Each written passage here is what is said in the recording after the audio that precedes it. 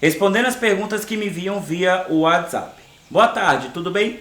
Gostaria de fazer uma pergunta para o pai Gesley. Por gentileza, ele poderia falar sobre o caboclo jiboia? Muito obrigado, axé, Luiz.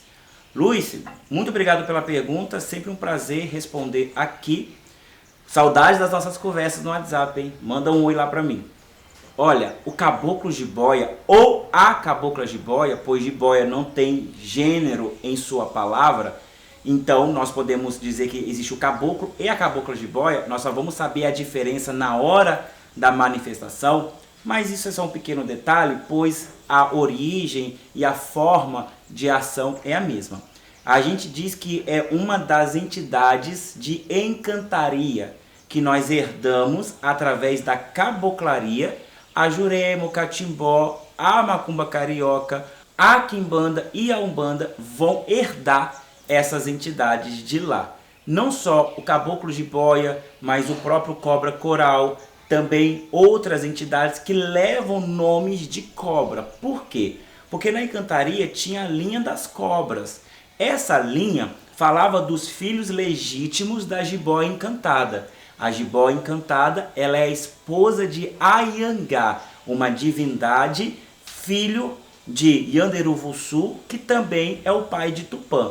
Ou seja, Ayangá era irmão de Tupã. Os dois eram gêmeos. Tupã é o grande espírito da floresta, o grande espírito da luz, enquanto Ayangá é o grande espírito da floresta, porém é os da sombra.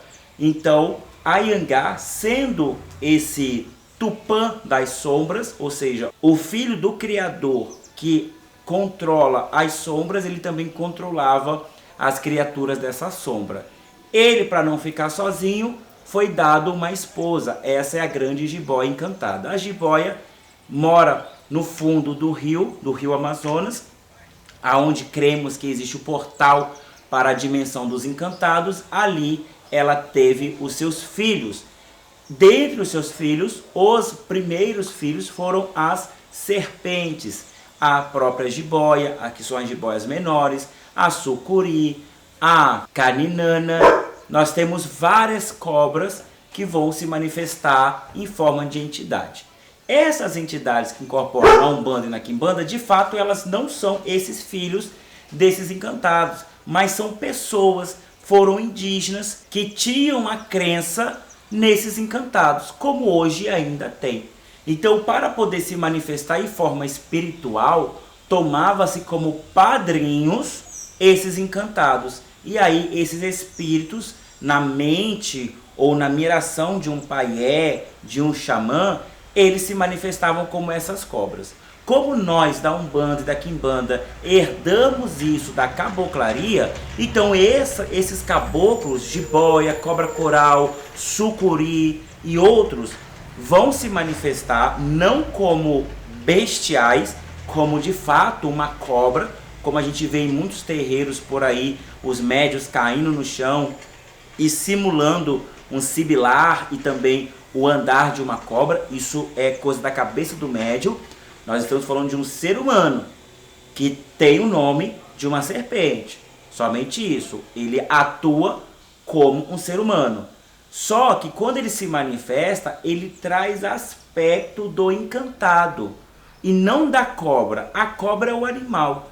O encantado que esse caboclo evoca para a sua roupagem que vai trazer seus aspectos. Então, por exemplo, a jiboia, como caboclo ou como cabocla, vai pegar o aspecto de sua mãe, a grande jiboia encantada.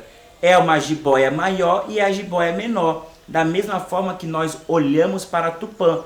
Existe Tupã, o grande espírito, existe Tupã-mirim, que é o Tupã menor, que esse vai conduzir o povo Tupi, e Tupi significa filho de Tupã, e Tupiniquim significa filhos pequenos de Tupã. Ou seja, a etimologia não está falando somente da origem da palavra, mas sim o sentido que vai vir a partir dessa palavra. Então tudo está ligando a Tupã, está ligando ao Deus, ao grande espírito. A jiboia da mesma forma. Se eu estou falando da jiboia encantada, que dá origem à jiboia, o encantado, que vai dar origem à entidade jiboia, o caboclo, a cabocla jiboia. Então eu estou falando da mesma pessoa, persona, que vai distribuir diferentemente as suas ações. Ou seja, o que a mãe faz, o filho faz. É sobre isso. O que elas fazem então? Como encantados e como caboclos, eles conduzem a pessoa a compreender o mundo encantado.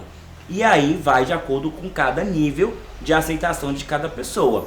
Por exemplo, a grande jiboia, a esposa de Anhangá, ela só consegue te conduzir diante da consagração de ayahuasca. A ayahuasca é uma medicina dada pela jiboia, a mãe dos encantados, para nós entrarmos no campo dos encantados. Perfeito, ou seja, é um nível muito elevado. Já o encantado jiboia, ele nos conduz a partir do convite que um paié faz em uma mata fechada. Eu, como paié, vou lá, acesso esse campo encantado, convido esse encantado que vai me conduzir lá dentro, ele me leva e ele me traz. É isso como, por exemplo, nós fazemos com curupira. Se eu entro na mata de qualquer forma, o curupira vai fazer eu me perder. Mas se eu entro da forma certa, ele me conduz no melhor caminho. Tudo é feito com respeito. Isso seria um nível intermediário. E o nível mais baixo dessa condução é através da entidade do jiboia, do caboclo jiboia. Como é que ele vai fazer isso então? Através da incorporação, através da conversa, através da imaginação, da intuição e do sonho, que são todas formas sutis que eu tenho para poder compreender um pouco melhor o mundo dos encantados. Mas para que eu tenho que compreender esse mundo dos encantados? Se isso está acontecendo comigo, se eu incorporo o caboclo jiboia, ou se essa entidade, ao incorporar em alguém, ele sempre me dá uma atenção especial, talvez o meu espírito precise da cura que venha do mundo dos encantados. Por isso que eu preciso compreender isso. Por isso a necessidade.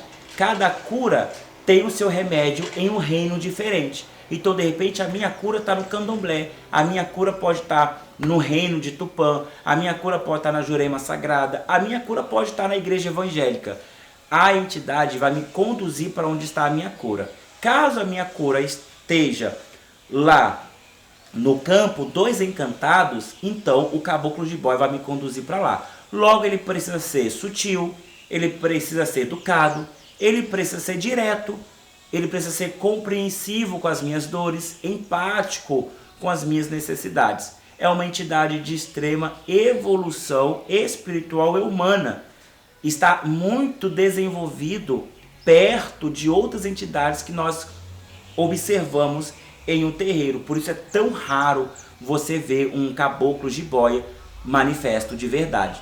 Mas você percebe que independente se ele está ou não manifesto incorporado, as entidades sempre cantam para a jiboia. Por quê? Porque ele faz parte da encantaria da Umbanda e da Quimbanda. Por isso que nós falamos que ele faz parte do clã dos encantados que se manifestam na Umbanda e na Quimbanda. Tá bom? Então, mesmo que ele não se manifesta, as entidades vão cantar para ele, pois a presença dele no invisível é necessário para que haja a comunicação com esse reino dos encantados, o reino dos vegetais e tudo mais. Espero ter ajudado. É vasto, pois não é um caboclo simples de se falar, de se narrar, principalmente se não citar os outros. Mas qualquer dúvida, manda de novo que a gente se aprofunda de novo. Eu sou Gesley Alves, eu fico por aqui, e se você tem alguma dúvida sobre alguma entidade ou algum fenômeno espiritual que aconteceu com você e você não compreendeu e você quer minha opinião, ou até mesmo sobre alguma matriz africana indígena, manda para mim nesse WhatsApp aqui que eu terei o prazer de gravar um vídeo e responder para você. Eu já gravei diversos vídeos sobre Umbanda, Quimbanda, entidades e situações espirituais. Tô deixando aqui, ó, do ladinho, é só você clicar para continuar maratonando no nosso canal. Eu fico por aqui, te vejo no próximo vídeo, até mais, tchau, tchau.